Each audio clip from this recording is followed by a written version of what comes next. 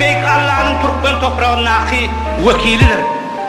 Bak Beyk Serdarım Cemşid'in camıdır. Bak Beyk Serdarım adaletın kanatıdır.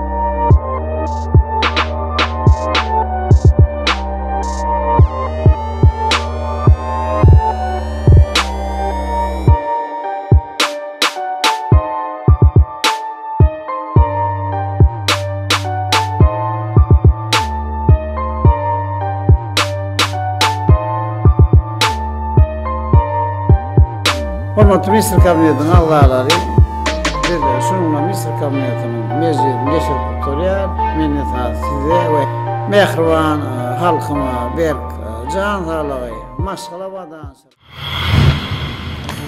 Ey ilahi emine,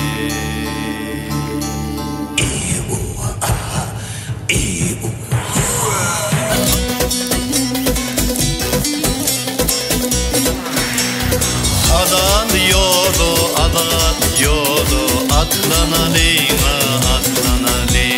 Adan yodu atlanalım, atlanalım.